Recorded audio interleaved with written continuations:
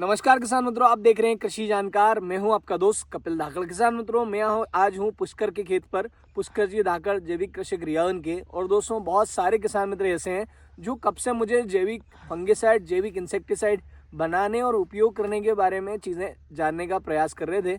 उनके बहुत सारे कमेंट्स भी थे। तो दोस्तों, केमिकल वाली चीज़ें हम बहुत सारी बताते हैं, किस प्रकार से अपने खेतों के अंदर आप इंसेक्ट कवर कर सकते हैं, आप किस प्रकार से फंगस कर सकते हैं।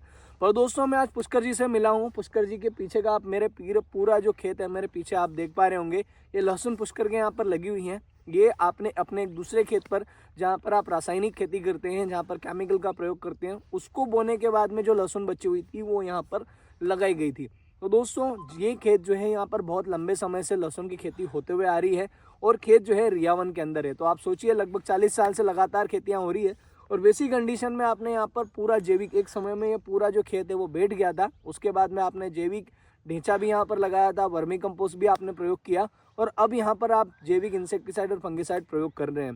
तो दोस्तों, जानने का प्रयास करते हैं कि फसल कैसी है, फसल में आपने कौन कौन सी चीज़ें प्रयोग करी हैं और साथ में जैविक इंसेक्टिसाइड या जैविक फंगिसाइड किस प्रकार से बनाया जा सकता है। तो दोस्तों, बहुत सारे किसान मित्र जो जैविक के बारे में कहते हैं, इसके पहले भी हमने बहुत सारी चीज़ें डाली हैं, बहुत सारी चीज़ें हमने आपको बताई हैं, चाहे वो ट्राइकोडर्मा हो, चाहे वो सुडोमोनास हो, चाहे वो बिवेरिया बेसियाना हो या पैसिलोमाइसिस हो या वर्टिसिलियम हो, और दोस्तों चाहे वो केएसबी, केएमबी या पर पीएसबी वगैरह की बातें हों।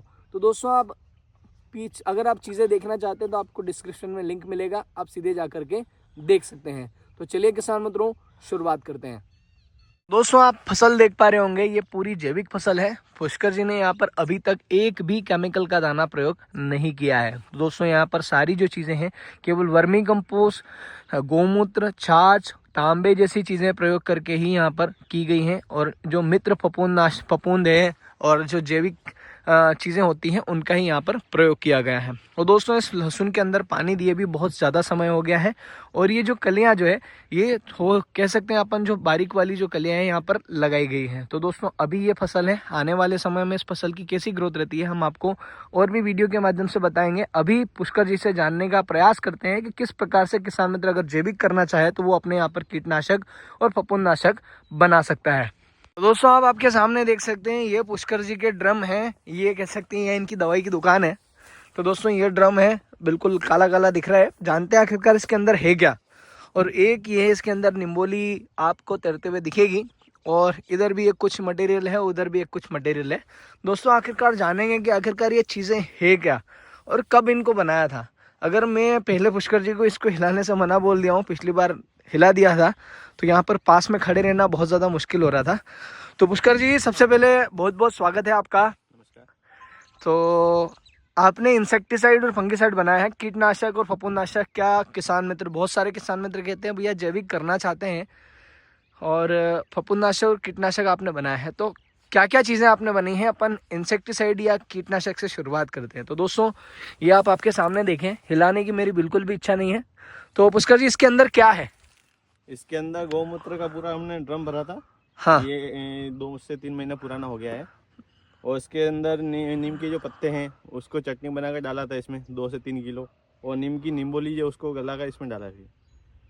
तो ये कितने लंबे समय पहले आपने बना करके रखा हुआ है? ये 2 से 3 महीने पहले बनाया था। 3 महीने पहले बनाया था। अगर इसको हाथों हाथ बनाना है तो उसको उबाल लेना पड़ेगा, 3 से 4 उबाल लेके ये ठंडा करके स्प्रे कर सकते हैं अपन।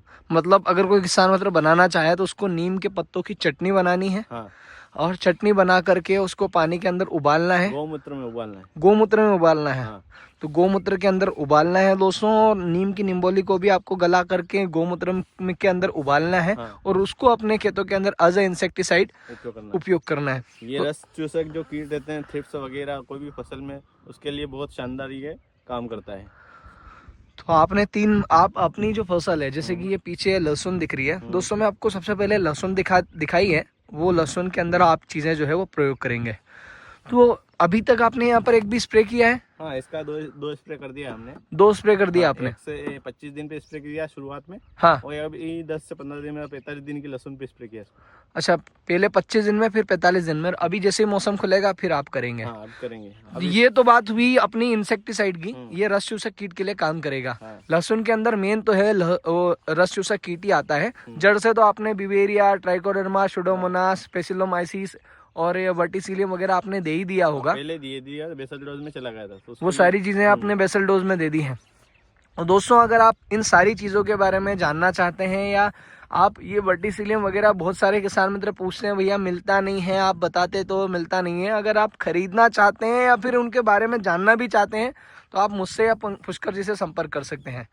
और दोस्तों, अब फंगीसाइड के रूप में आप मुझे बताइए, ये फंगीसाइड है, ये क्या है? ये मतलब ऐसा दिख रहा है बिल्कुल, इसके अंदर क्या मिला रखा है आपने? ये पहले हमने गौमूत्र का पूरा ड्रम भर दिया था। अच्छा, इसको पूरा गौमूत्र का? हाँ। कौन सी गाय है आपके पास में? देसी है और एक गिर है। देसी गिर गाय है। इसको साल भर हो गया इकट्ठा करते करते। साल भर में ये गौमूत्र इकट्ठा हुआ है? हाँ, तो मेहनत तो पहले से करनी पड़ेगी। उसके बाद इसमें 20 से 25 लीटर छाछ डाली है। हाँ। उसमें एक तांबे का लोटा और वायर है। हाँ। गुच्छा वायर का जो जल जाते हैं, वो इसका उपयोग किया गया है। मतलब तांबा, कॉपर की पूर्ति के लिए आपने तांबा यहाँ पर डाला है। तो तांबा क्या है? कॉपर एक एज अ फंगीसाइड एक्ट करता है, इसलिए आपने तांबा डाला है। हाँ, जरूर। बहुत शानदार इसका रिजल्ट है।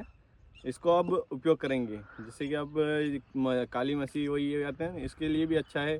जैसे कि वो सुंडी वाले कीट लगते हैं, मतलब इल्ली वगैरह, उसके लिए भी अच्छा काम करता है। मतलब ये इसके अंदर छाछ है, हाँ। गोमूत्र है और साथ में तांबा, तांबे का जो लोटा है, आपने कितने समय से डाल रखा है इसके अंदर? इसमें हो गया 6 महीने 7 महीने आसपास हो गया। 6-7 महीने से लगातार ये बना हुआ है। इसके अंदर ही आप निकालते हैं, वापस छाछ डाल देते हैं, फिर गोमूत्र डाल देते हैं। हाँ। तो दोस्तों, जैसा कि आपने सुना है 6-7 महीने पुराना है।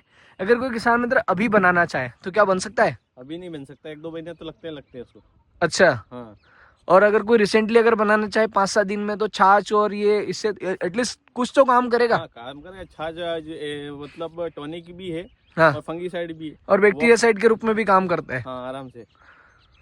तो दोस्तों, जैसा कि आपने सुना, आप ये मटेरियल देख सकते हैं। मैं वापस से बोल रहा हूँ, मेरी हिलाने की बिल्कुल इच्छा नहीं है। पुष्कर जी को कारण पता है क्यों नहीं हिला रहा हूँ मैं। अभी अगर इसको हिला देंगे अपन, यहाँ खड़े नहीं रख सकते।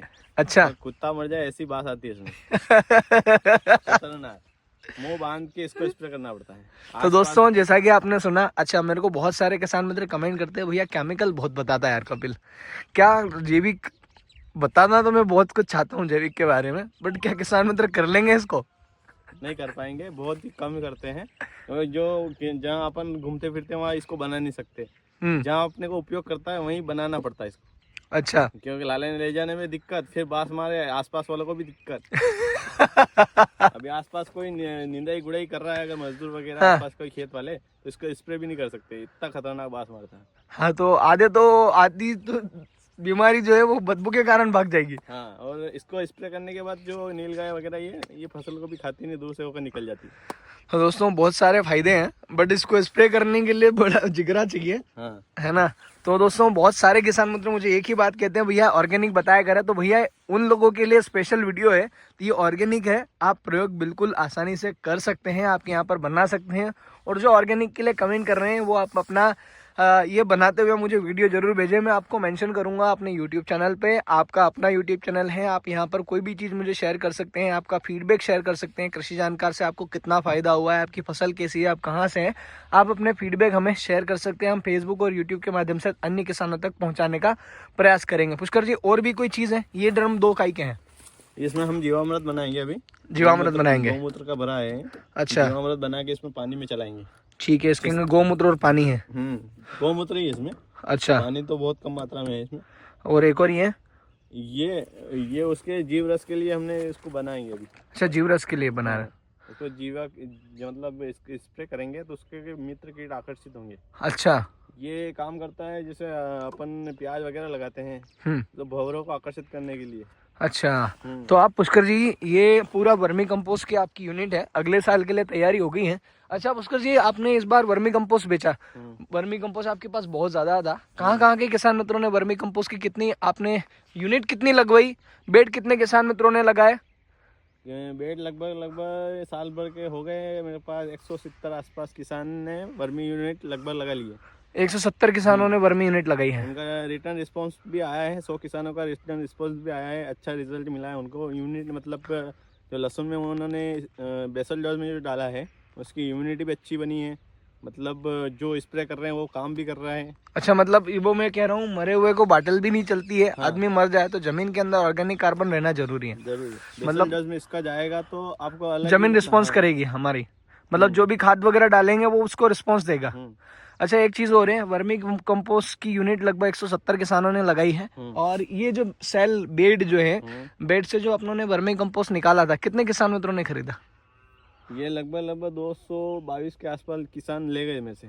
222 के आसपास किसानों का आपने पूरा ग्रुप बना रखा है। हाँ, और ग्रुप तो 1000 जनों का, कोई केचुए भी लगे, कोई बेड लगे, कोई वर्मी कंपोस्ट लगे, कोई अच्छा। सजेशन ढेंचा लगे मेरे से। अच्छा, ढेंचे का क्या रिस्पॉन्स है? ढेंचा आप लोगों ने लगवाया था किसानों को, उसका क्या रिस्पॉन्स है? लहसुन में अफीम की फसल में किसान मित्रों ने ढेंचा लगाया तो उसका क्या रिस्पॉन्स है? अफीम की फसल का रिस्पॉन्स अभी आना बाकी है, क्योंकि पत्ते वगैरह की साइज तो बड़ी अच्छी है। अब उसका रिजल्ट अब आएगा तो पता चलेगा। हाँ। ऊँटी लहसुन वाले किसान का रिस्पॉन्स अच्छा आ रहा है, मतलब कि जो 4-5 साल से ऊँटी लगा रहे हैं उनके मुकाबले इस बार अच्छी है ऊँटी की जगह लहसुन। और देसी में चल रहा है, अभी देसी वालों ने कम ही लगाया क्योंकि ऊँटी महंगी थी, तो इंटरेस्ट ऊँटी में लिया लोगों ने। अच्छा, एक चीज और बताता हूँ दोस्तों, मैंने भी अपने यहाँ पर 2 बीघा में ढेंचा लगाया था। वहां पर अभी गेहूं है, तो जहां पर ढेंचा वाला गेहूं है वो उसका कलर, उसके पत्तों की मोटाई, थिकनेस, कलर वगैरह सारी चीजें, हाइट भी थोड़ी एक्स्ट्रा है और बहुत अलग चल रहे हैं। और जो जहाँ पर ढेंचा नहीं था वहां पर गेहूं का कलर थोड़ा कमजोर है और पत्तों की जो चौड़ाई है वो भी कम है। दोस्तों, मैं अब आपको लहसुन दिखाता हूँ। यहाँ पर पुष्कर जी से जानते हैं, ये अभी सुबह सुबह का समय है, ओस पड़ी हुई है। ये लहसुन एक ऐसा खेत है ये दोस्तों, यहाँ पर लहसुन एक समय में कम्प्लीटली बैठ गया था। मैंने स्वयं इस खेत के अंदर लहसुन को बैठा हुआ देखा है। और दोस्तों ये रियोन सिल्वर ही है, पर आपको यहाँ पर दिखाता हूँ मैं। ये देखें, एक समय में पूरा जो लहसुन है वो नीचे बैठ गया था। अभी आपने ढेंचा यहाँ पर लगा रखा था और उसके बाद में अभी लहसुन की ये कंडीशन है। आप पत्तों के ऊपर पानी की बूंदे, ओस की बूंदे बिल्कुल मोती की तरह आप देख ही पा रहे होंगे। तो पुष्कर जी, अभी तक आपने इसमें कितने बैग जो है वर्मी कंपोस्ट डाल दिया है? शुरुआत में हमने वेस्टेड एक ट्रॉली वर्मी कंपोस्ट शुरुआत में डाल दिया था। उसके बाद बेसल डोज में हमने 10 वर्मी कंपोस्ट बैग, और आपने उस वीडियो बनाया था वो बेसल डोज वही था। अच्छा। उसके बाद इसमें कोई भी मैग्नीशियम वगैरह, कैल्शियम वगैरह कोई भी खाद नहीं गया। तो दोस्तों, आप पूरी फसल देख सकते हैं। ये कह सकते हैं केमिकल के हिसाब से पौधे कमज़ोर हैं, बट अगर कोई किसान मित्र जैविक की अगर वैल्यू समझे तो वो मेरे हिसाब से तो बहुत बढ़िया है। और एक समय में यहाँ पर पूरा जो खेत है वहाँ से यहाँ तक बैठ गया था। रियावन की ज़मीनें वैसे भी आप कह सकते हैं कि केमिकल डाल कर लगभग ख़त्म हो गई है, और लहसुन भी यहाँ पर लगभग 40 सालों से हो रहा है, तो अब लगभग काम ज़मीनों का ख़त्म है। तो पुष्कर जी, किसान मित्र जो है जैविक, बहुत सारे किसान मित्र आपके पास फ़ोन आते होंगे जैविक करने के लिए। हो आते हैं। हाँ। उसमें 10% लोग ही कर पाते हैं। 10 लोग ही कर पाते हैं। हाँ, तो समय नहीं रहता है, और किसी के पास पशु नहीं है, किसी का गोबर की सॉल्टेज है, वो खरीद के ला नहीं पाते हैं। ऐसा बहुत से है लफड़े किसानों के, क्या करें। सही बात है, आजकल फास्ट फॉरवर्ड जमाना है। आजकल हर व्यक्ति को यूरिया जैसे रिजल्ट चाहिए, तो कहना हर कोई चाहता है कि जैविक करो जैविक करो। मैंने बहुत सारे किसान मित्र जो मैं चीज़ें डालता हूँ वहाँ पर केमिकल वाली चीज़ें बताता हूँ, तो शहर के लोग भी वहाँ से जुड़े हुए, तो वो कमेंट करते हैं कि भैया जैविक बताया करो, जैविक का प्रयोग करें। तो पुष्कर जी ने पूरी कहानी बताई है कि जैविक बहुत ज़्यादा आसान नहीं है। जैविक में मेहनत भी लगती है, समय देना पड़ता है, पशु चाहिए और भिड़ना पड़ता है। मैंने आपको बोला, मैंने वो ड्रम को हाथ तक नहीं लगाया क्योंकि वो बदबू बहुत मारता है। तो ऐसी कंडीशन में आप समझ सकते हैं, कहना बहुत आसान है, करना बहुत मुश्किल है। तो पुष्कर जी जैसे लोग हमारे लिए आइडियल हैं। अगर आपका कोई भी सवाल है तो आप पुष्कर जी से पूछ सकते हैं। आप कल हम वापस से लाइव आने का प्रयास करेंगे। तो दोस्तों, आज के वीडियो में इतना ही, मिलेंगे नेक्स्ट वीडियो में। तब तक के लिए जय जवान जय किसान, धन्यवाद।